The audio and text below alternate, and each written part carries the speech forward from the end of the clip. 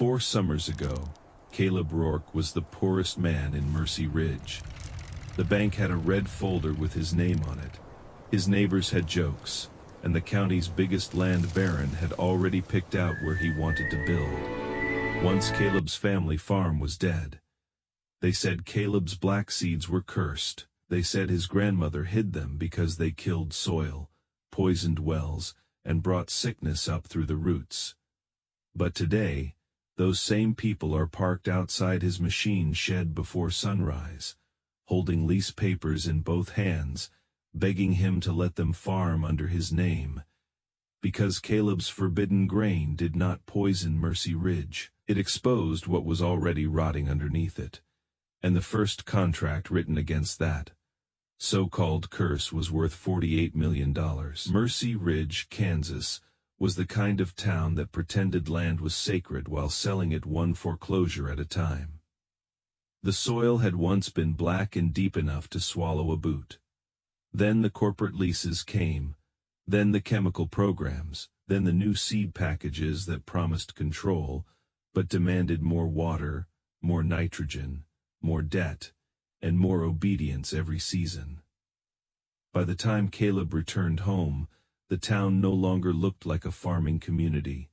It looked like a company town with tractors. Sloan Agriscience owned the feed store, the storage silos, the biggest trucking contracts, and most of the county board.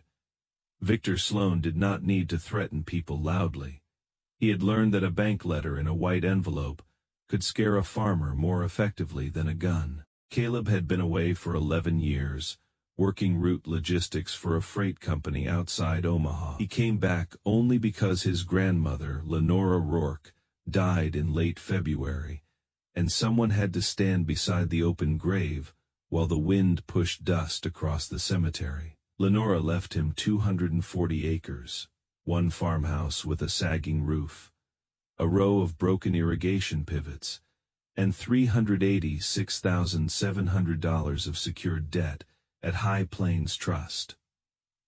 She also left him soil that had been abused so long it looked pale under rain. The bank manager, Martin Keel, gave Caleb exactly 21 days before formal foreclosure.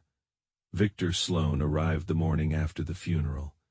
He drove a Pearl, white crew cab pickup that looked cleaner than anything touching a farm road had a right to look. He stepped onto Caleb's porch in crocodile boots, took off his sunglasses, and gave the farm one slow look. Like he was already deciding what to demolish first. "I respected Lenora," Sloan said. Caleb knew that was a lie because Sloan had sued her twice. "She was stubborn," Sloan continued. "You're not. You have a life somewhere else. I can give you $180,000 for the place. The bank gets most of it. I make a call, you walk away without a lawsuit chasing you." Caleb leaned against the porch post. The county assessed it at $620. Sloan smiled. The county assessed it before the pH dropped below 5, before nitrate levels collapsed, and before half your south field turned to powder. Your grandmother fought the future, Caleb. Don't make the same mistake. That was the first time Caleb understood the real offer. Sloan was not buying land. He was collecting surrender. Caleb told him no. Sloan's smile did not break. He put the sunglasses back on. "Then the bank will take it, and when I buy it for less, I'll remember that you made me wait." That night, Caleb searched Lenora's office for anything worth selling. He found nothing but handwritten ledgers, old soil maps, seed catalogs from companies that no longer existed, and a framed photograph of Lenora as a young woman standing in waste, high prairie grass that no longer grew anywhere near Mercy Ridge. Then he noticed a seam behind the bookcase. The old wall panel did not sit flush. When he pulled it open, cold air rolled out, sharp and mineral, like rain trapped underground. Behind the panel was a narrow concrete stairwell leading below the house. At the bottom sat a cedar chest sealed in tar cloth, Inside were 9 glass jars. Each jar was packed with seeds so dark they looked almost artificial, not brown, not purple, black, flat, glossy and hard, like tiny pieces of burned glass. A notebook rested under the jars. On the first page, in Lenora's tight hand, was a warning. Do not plant the blackgrain unless the farm is already lost. Caleb turned the pages. The notes described a seed Lenora called night vetch grain, though it was not vetch, and not grain in any standard sense. She had recovered its parent line from an abandoned prairie research archive in 1986, where it had been stored as a failed soil reclamation experiment. The researchers abandoned it because it looked too aggressive. Lenora did not abandon it. She crossed it with iron bluestem, a native grass that had once held the local prairie together, before the plows erased it. In 1991, she planted a test strip. The town panicked. The plants came up black, blue, and metallic, and when 2 nearby wells turned cloudy from chemical runoff after a storm, people blamed Lenora's field. Someone burned the test strip before harvest. The county called it a nuisance crop. Sloane's father called it witch farming. Lenora's last note was written in a line so hard it tore the paper. They fear the plant because it survives what their methods create. Caleb sat in the cellar until dawn with 1 black seed in his palm. He did not believe in curses, but he believed in banks. The next morning, he took the seed jars to Dr. Mara Quinn. Mara ran the agricultural extension lab at the edge of town. She had grown up 2 roads over from Caleb and had nearly lost her job twice for telling farmers that Sloane's chemical schedules were destroying microbial life in the valley. She was the kind of scientist Mercy Ridge liked to ignore, until an emergency made her useful. Mara put 1 seed under a microscope, then another, then a third. By evening, she had stopped making jokes. "Caleb," she said, staring at the screen, "this is not commercial sorghum, wheat, rye, or anything I can neatly classify. The outer hull is loaded with a polymerized lignin structure I've never seen in a food crop. It's basically armor. Can it grow? In your soil?" She looked up. "That's the disturbing part." "Yes." Caleb waited. Mara turned the monitor toward him. "The dormant root tissue is full of chelation enzymes. This thing is built to metabolize hostile ground, heavy metals, pesticide residues, acidic clay, toxic silicates. It doesn't merely tolerate ruined soil, it uses the ruin as fuel." Caleb looked through the lab window toward the bank on Main Street. Mara's voice softened. "If you plant this, you are not planting a normal crop. You will change the soil biology of your entire farm. My entire farm is 3 weeks from belonging to Sloane. Then understand the risk." Caleb picked up one of the jars. "I do.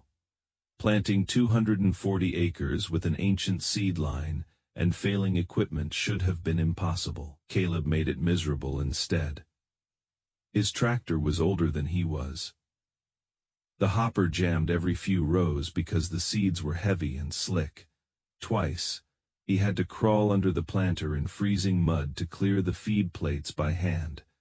By the 3rd day, his palms were split open. By the 5th, his lower back felt like hot wire. Mercy Ridge noticed. It noticed everything.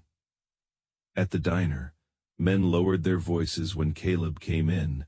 At the feed store, people stopped talking as soon as he opened the door. Someone painted Black Plague on the plywood covering his old hayloft window. By the 2nd week, Victor Sloane had heard enough to enjoy it.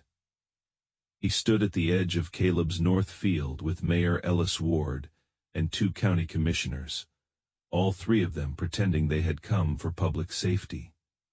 "I heard you found Lenora's old devil seed," Sloane called.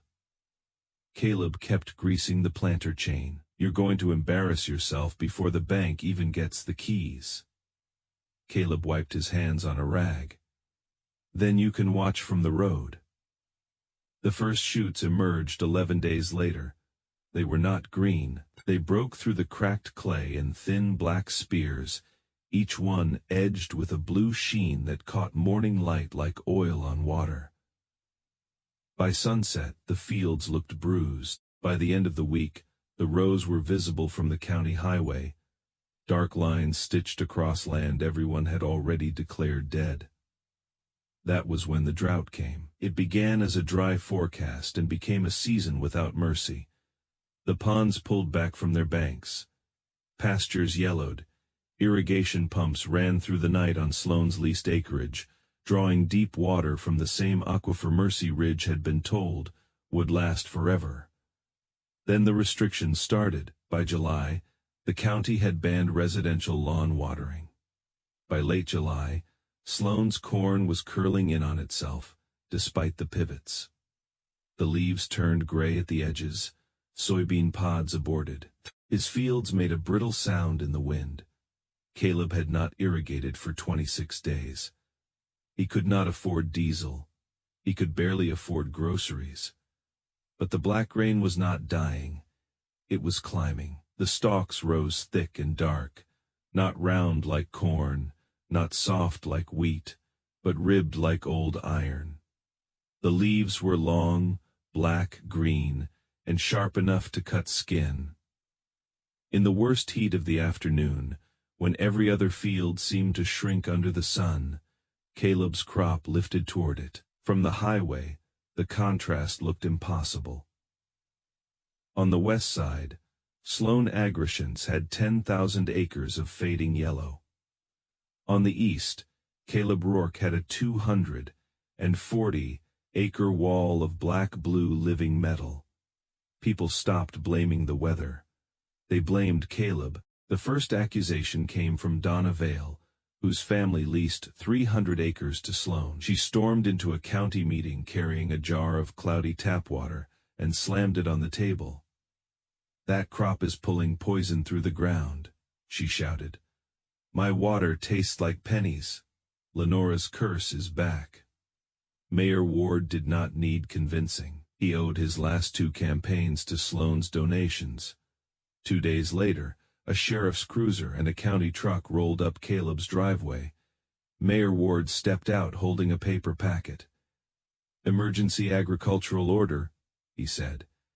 Caleb read the first page. "Biological hazard? Unregistered invasive growth with suspected groundwater impact? You haven't tested my soil." Ward avoided looking at the field behind Caleb. "The council has authority to act when public health is at stake. You mean when Sloane is scared." The sheriff rested one hand near his belt. "You have 48 hours to plow it under, Caleb." Caleb looked at the black field, then at the order. No.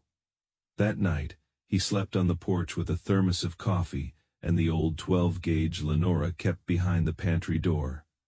At 2:17 in the morning, he heard engines cut off near the south fence, then voices, then glass breaking. Caleb fired one shot into the sky. The sound cracked across the flatland. Dark figures scattered between the rows. One of them threw a burning bottle before running. The bottle burst in the field.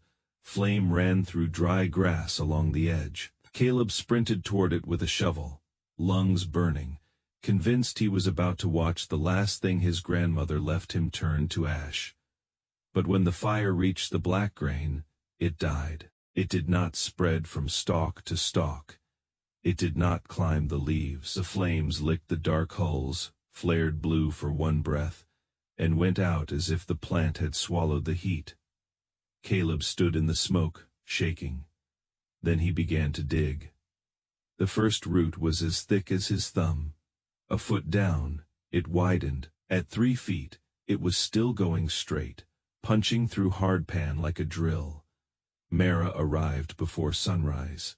She took root samples, ash samples, soil from above and below the tap line. By noon, her lab looked like a crime scene. At 3 in the afternoon, she called Caleb in. Her face was pale, but not from fear. Your crop is not stealing water from Mercy Ridge, she said. It's bypassing the damaged topsoil entirely. The roots are reaching old mineral seams and pulling trapped moisture from below the hardpan. And the cloudy wells? Mara slid a report across the table. Sloane's nitrate runoff. It was already in the shallow aquifer. The drought concentrated it. Your field is doing the opposite of what they're claiming. Caleb looked down. The numbers were there. pH rising. Nitrogen availability improving. Biocarbon increasing in fields that had tested dead for years. It's repairing the soil, Mara said. Slowly, aggressively, but measurably. Lenora was right. The order to destroy the field was supposed to be enforced the next morning. It never happened. Mara sent her preliminary report to the state university. Someone there forwarded it to a soil remediation specialist. That specialist knew someone at a pharmaceutical research group in Minneapolis called Viridian North. By the end of August, Dr. Anika Rohn arrived in Mercy Ridge under an assumed consulting contract, because her company did not want Sloane to know what they were looking at. She stepped into Caleb's field just after dark. The grain heads had formed by then. They were not ears of corn and not wheat heads. They hung in dense armored clusters, each seed packed under a black husk that shimmered blue at the edge. When Anika cracked one open under a portable lamp, the kernels inside looked like midnight glass with a red ember trapped at the center. She did not speak for almost a minute. Then she set up a field kit on Caleb's tailgate. The test took 47 minutes. When the machine chirped, Anika read the screen, read it again, and sat down on the bumper. Mr. Rourke, she said carefully. For 12 years, our retinal division has been trying to synthesize a protein complex that can restart dormant repair response in damaged optic tissue. Caleb stared at her. The compound in this seed is not close to it, she continued. It is it. Naturally, stabilized, heat, resistant, extractable. What does that mean in money? Anika looked toward the field. It means 1 acre of mature crop could produce enough precursor for hundreds of thousands of treatments. Caleb felt the world narrow. The bank deadline was 3 days away. Anika opened a secure tablet. I am authorized to offer a non-refundable advance of $14 million for exclusive purchase rights to this harvest, followed by an 18-year supply contract if the material clears our medical validation. Caleb did not smile. Not yet. Escrow tonight, he said. Anika nodded. Tonight. The money cleared High Plains Trust at 11:38 p.m. By midnight. The foreclosure file was dead. By morning, Martin Keel, the bank manager, called Caleb Sir for the first time in his life. And by noon, Victor Sloane knew. He arrived at the fence line alone, dust on his white truck, his shirt collar damp with sweat. His leased fields were failing around him. His investors were calling. His water permits were under review, and Caleb's crop had just become the most valuable plant in Kansas. I'll give you $20 million, Sloane said. Caleb was repairing a hydraulic line on the old tractor. He did not look up. For what? The land, the seed, the Viridian contract, everything. A month ago, it was worthless. A month ago, I didn't know Lenora had hidden a pharmaceutical asset in a dirt farm. Caleb stood slowly. Sloane's face tightened. Don't pretend you understand what you have. I have lawyers, lobbyists, processing infrastructure. You have a dead woman's notebook and a crop nobody can legally classify. Caleb stepped to the fence. You wanted this farm when it was dying. You don't get it now that it learned how to live. Sloane's voice dropped. I can make this harvest impossible to move. Caleb nodded once. Try. Sloane did. The first storm hit 2 nights later. Meteorologists called it a derecho, Farmers called it the kind of thing that makes insurance adjusters stop answering phones. Straight-line winds tore across the county at more than 100 miles an hour, dragging hail behind them like handfuls of gravel thrown by God. Caleb stood in the farmhouse doorway as the old machine shed peeled apart. A sheet of tin ripped free and vanished into the dark. Trees bent until their roots lifted. Power lines snapped. Hail hammered the porch so hard it bounced waist high. If the grain heads shattered, the Viridian contract would survive on paper and die in practice. The storm lasted 5 hours. At dawn, Mercy Ridge looked beaten flat. Sloan's irrigators lay twisted in his fields. Corn that had survived the drought had been smashed into paste.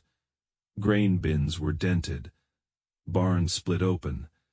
The county road was littered with green limbs and metal. Caleb walked out expecting ruin. The blackgrain still stood, not perfectly. Leaves were torn. Some outer hulls were scarred white from hail impacts, but the stalks had not fallen. The deep taproots had anchored the crop below the hardpan, and the armored seed heads had taken the storm like stone. Caleb laughed once. It did not sound happy, it sounded dangerous. By afternoon the first neighbor came to his door. Donna Vale stood on the porch wearing muddy work boots, and an expression that looked older than her face. "My lease payment from Sloan was due today," she said. "His office says the storm triggered force majeure. He froze everyone."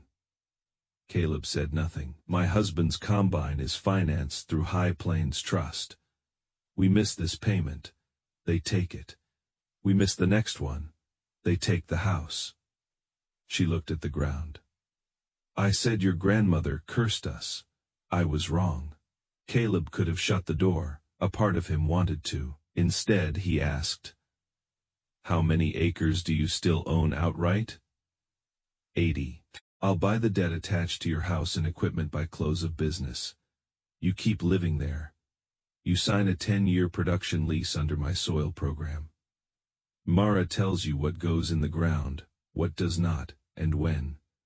No Sloan chemicals, no side deals." Donna blinked. "You'd help me?" "No," Caleb said. "I'm building something, decide if you want to be inside it." By Friday his driveway was lined with pickups. Farmers who had whispered curse came to him with bank letters. Caleb did not hand out charity. He bought notes. He restructured mortgages. He offered guaranteed above market floor payments for anyone willing to put their land under Mara's Regenerative program. Within 3 weeks, Caleb controlled the debt or leases on 37 independent farms. Victor Sloan understood what that meant. Mercy Ridge had not escaped a monopoly.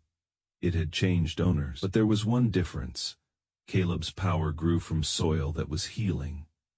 Sloan's power had grown from soil he could afford to destroy.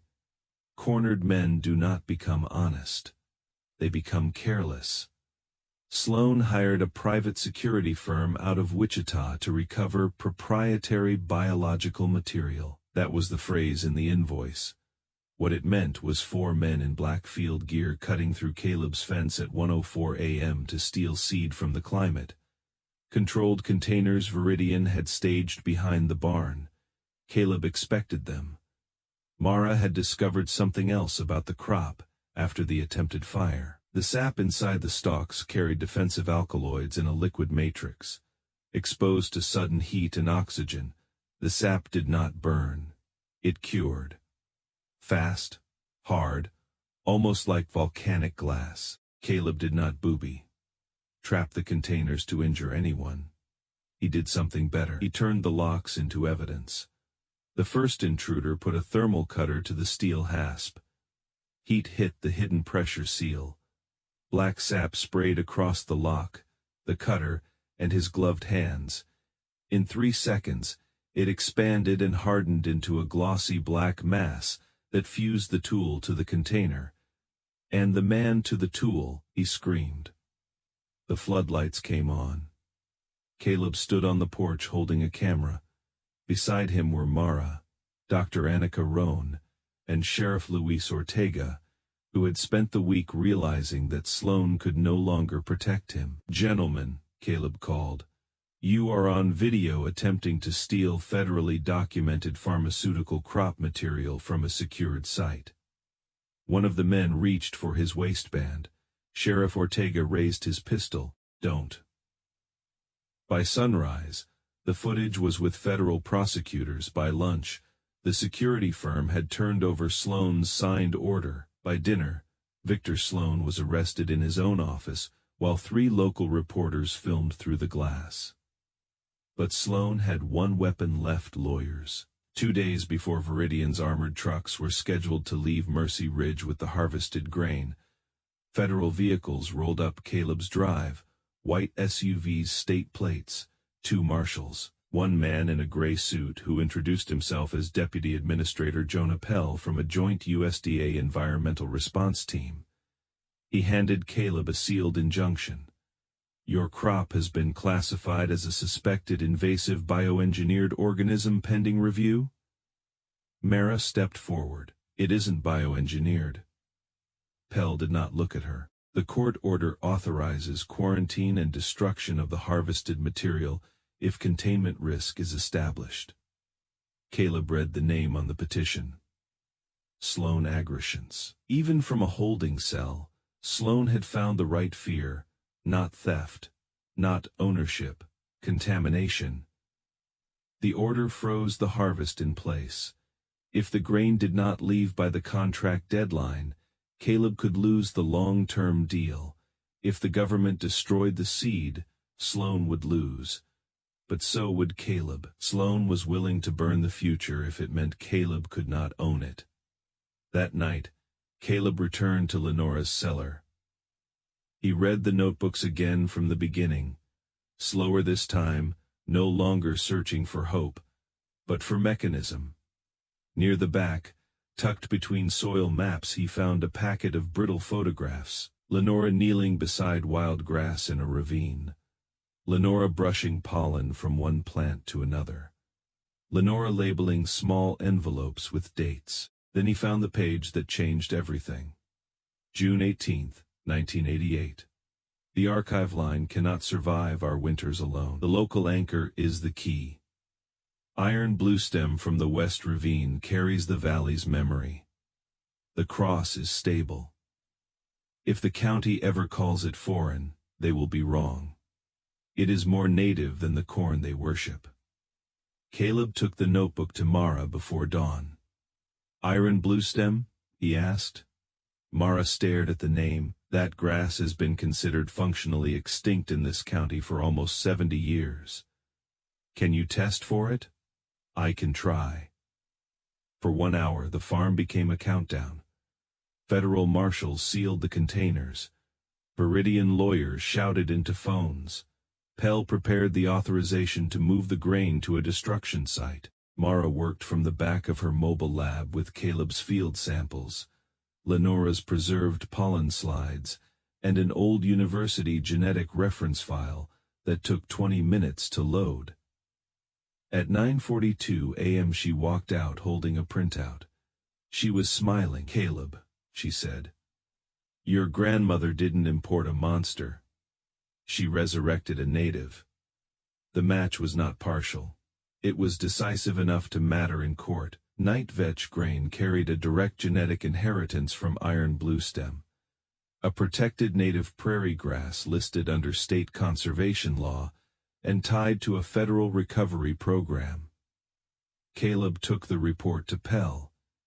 "You came here to destroy an invasive organism," he said. "But this crop is a sustainable population of protected native-derived flora on private land.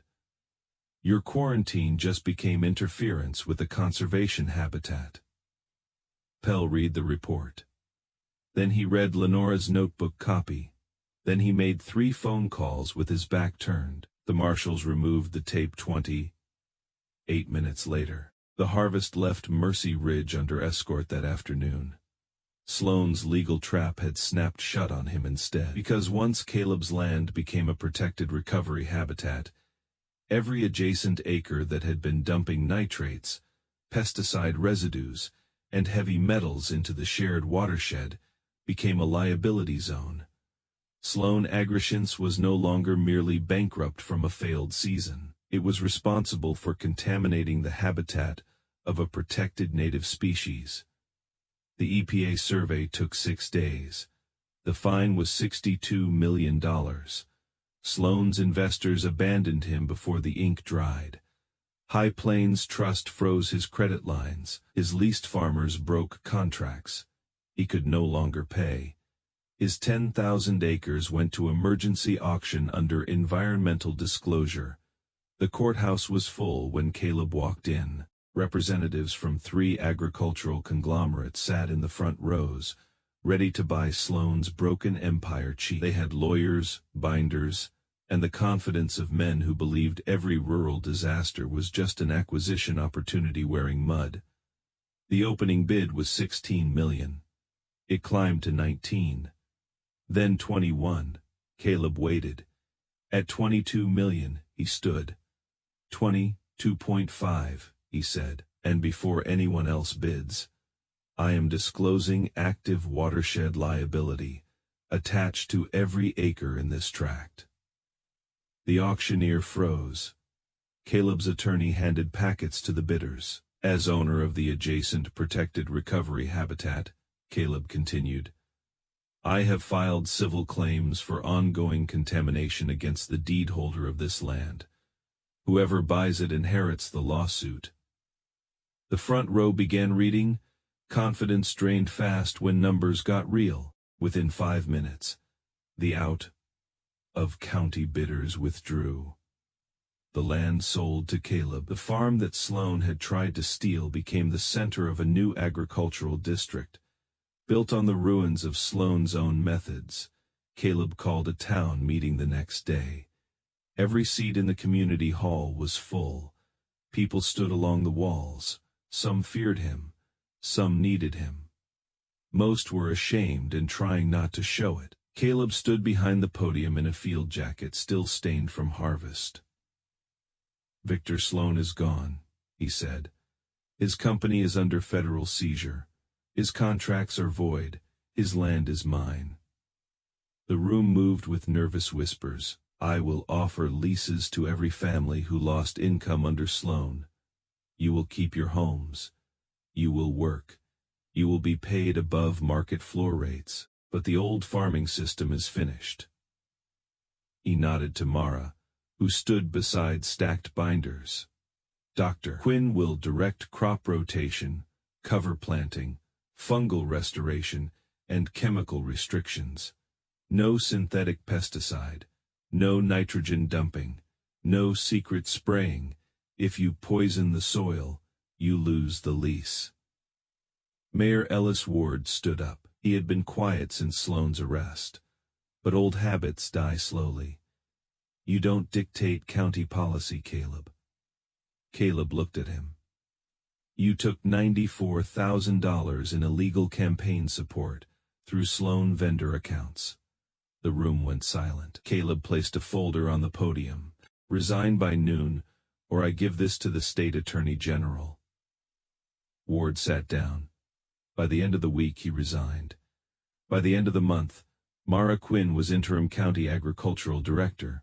By the end of the year, Mercy Ridge had more cover crops than corn, but the biggest twist did not happen in Kansas. It happened in Minneapolis. Inside Viridian North's underground growth facility, scientists planted Caleb's seed in perfectly controlled conditions. They matched temperature, moisture, light, and soil composition as closely as money allowed. The plants grew, and they were useless. They came up pale green, no armored black hull, no ember, red kernel, no retinal repair protein. Viridian tried again. Different soil, different light cycle, more stress, less water, added minerals. No response. Dr. Anika Rohn returned to Mercy Ridge in January with Viridian's CEO, Roland Vey, sitting beside her in a black SUV that looked ridiculous on Caleb's gravel drive. Caleb was not surprised. Mara had predicted it. They sat in Lenora's old kitchen because Caleb refused to host them in the bank conference room. Roland Vey placed a new proposal on the table. "We want to lease your expanded acreage," he said. "All of it. We will bring Viridian management, equipment, and security. We will pay $60 million a year." Caleb did not touch the paper. "No." Vey's face hardened. "That is an extraordinary offer. It's a weak one."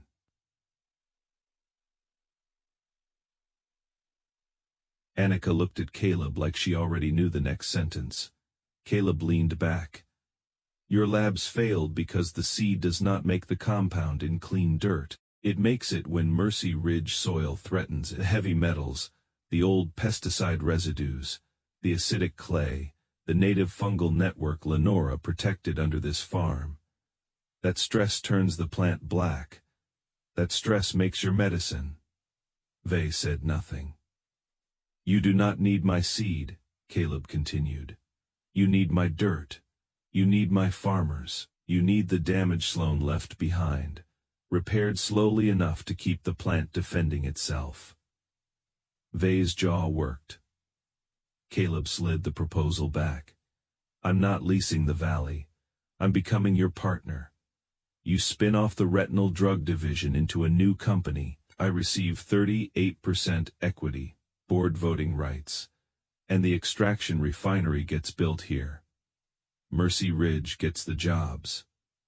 My farmers keep the soil contract. Viridian gets supply. 38% is absurd." "No," Caleb said. "Trying to grow a geographical monopoly in a basement is absurd." Vey stared at him. Caleb stood. "There are other pharmaceutical companies. There is only one Mercy Ridge." The agreement was signed before the SUV left the farm. 3 years later, Mercy Ridge was not the same place. The abandoned Sloan grain elevator had been torn down. In its place stood the Viridian Rourke bioprocessing campus. Glass and steel rising behind, restored shelter belts and test plots. 600 people worked there. The school had a new science wing. Main Street had stores again. The bank that once threatened Caleb now financed farmers under soil. Health covenants, written by Mara's office. Around the town stretched 10,000 acres of blackgrain. In late summer, the fields did not shine gold. They darkened the horizon in bands of blue, black, and red, as if sunset had gotten trapped inside the seed heads. The world called the drug Lucenthar. Patients called it a miracle. A retired mechanic in Dublin saw his wife's face clearly for the first time in 9 years. A little girl in São Paulo, born with a degenerative retinal condition, read her own name from a classroom board. Medical journals praised Viridian. Investors praised strategy. Politicians praised rural innovation. But inside the industry, everyone knew the uncomfortable truth. A global vision drug depended on one prairie county, one restored soil web, and a farmer whose grandmother had been called insane for saving the seed. That kind of power attracts thieves. On a gray Tuesday morning, Donna Vale sat in the Mercy Ridge diner with crop tablets spread around her coffee cup. She now chaired the growers' cooperative. She had paid off her house. Her oldest son worked at the refinery. She no longer lowered her eyes when she spoke to Caleb. A man in a charcoal suit slid into the booth across from her. He introduced himself as Nathan Krell, an independent consultant for a European pharmaceutical group. Donna did not offer her hand. Krell placed a slim metal case on the table. $5 million, he said quietly. Bearer instruments. No trail. I need one viable jar of blackgrain seed. Donna looked at the case, then at him. You people always think the seed is the treasure? Krell leaned forward. Isn't it? Donna laughed softly. No. She turned her tablet around.